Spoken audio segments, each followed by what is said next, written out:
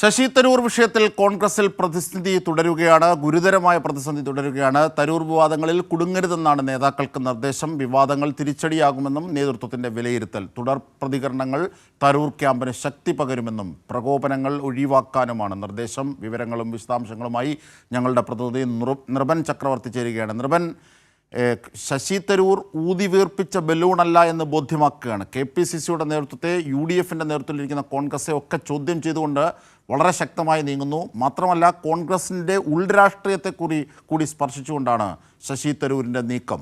എന്തൊക്കെയാണ് ഈ പ്രതിസന്ധി അതിജീവിക്കാൻ കോൺഗ്രസ് നേതാക്കൾ കൈക്കൊണ്ടിരിക്കുന്ന തീരുമാനം? സമഗ്ര വിവരങ്ങളിലേക്ക് പോയാൽ. സമീപകാലത്ത് കോൺഗ്രസ് അനുഭവിക്കുന്ന വലിയ പ്രതിസന്ധിയാണ് ഇപ്പോഴുള്ളത്. അത് ഏറെക്കുറെ വ്യക്തമാണ്. കാരണം മുമ്പ് കേരളത്തിൽ ഗ്രൂപ്പ് അടിസ്ഥാനത്തിലെ ചേരിപ്പോരുണ്ടായിരുന്നു.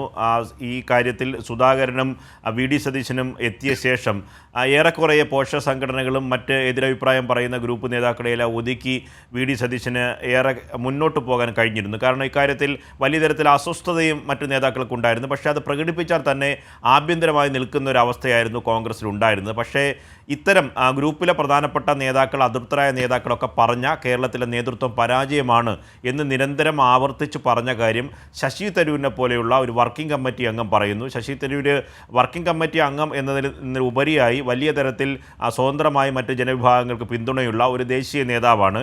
ആ തരൂർ പറഞ്ഞതാണ് കേരളത്തിലെ നേതാക്കൾക്ക് ഇതിനെ അടക്കി ഒതുക്കി കൊണ്ടുപോകാൻ കഴിയാത്ത തരത്തിലേക്ക് ഉള്ള ഒരു പ്രതിസന്ധിയിലേക്ക് കാര്യങ്ങൾ പോയിട്ടുള്ളത്.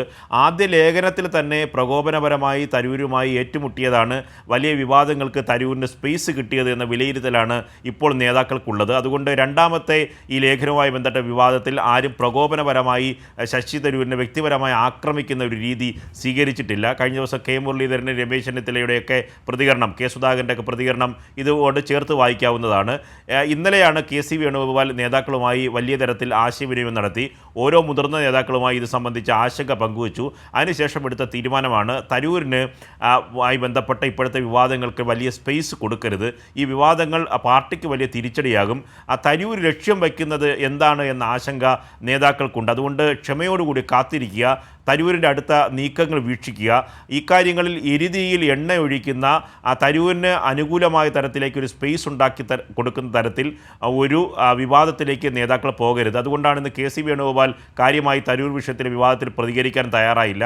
അത് മാത്രമല്ല, പാർട്ടിയിൽ ഏത് തരത്തിലുള്ള അനുഗുണമായ പോസിറ്റീവായ ചർച്ചകളെയും സ്വീകരിക്കുന്ന ഒരു പാർട്ടിയാണ് കോൺഗ്രസ് പാർട്ടി എന്ന് പറഞ്ഞു. ഒരു വർക്കിംഗ് കമ്മിറ്റി അംഗം ഇത്ര പരസ്യമായ നിലപാട് സ്വീകരിച്ചിട്ട് പോലും സംഘടനാ ചുമതലയുള്ള ജനറൽ സെക്രട്ടറിയായ KC വേണുഗോപാൽ എത്രമാത്രം സോഫ്റ്റായിട്ടാണ്, മൃദുവായിട്ടാണ് ആ വിഷയത്തെ കൈകാര്യം ചെയ്യുന്നത് എന്ന് തന്നെ നമുക്ക് മനസ്സിലാക്കാം. അങ്ങനെ ഒരു പ്രതിസന്ധി കോൺഗ്രസ് അനുഭവിക്കുന്നുണ്ട്.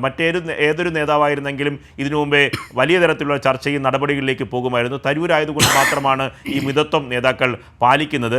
ഇന്ന് രമേശ് ചെന്നിത്തലയും പറഞ്ഞത് ആ വിവാദങ്ങൾ ഇതിൽ താൻ പ്രതികരിക്കാനില്ല എന്നതാണ്. VD സതീശൻ ഇന്നലെ പ്രതികരിച്ചിരുന്നില്ല.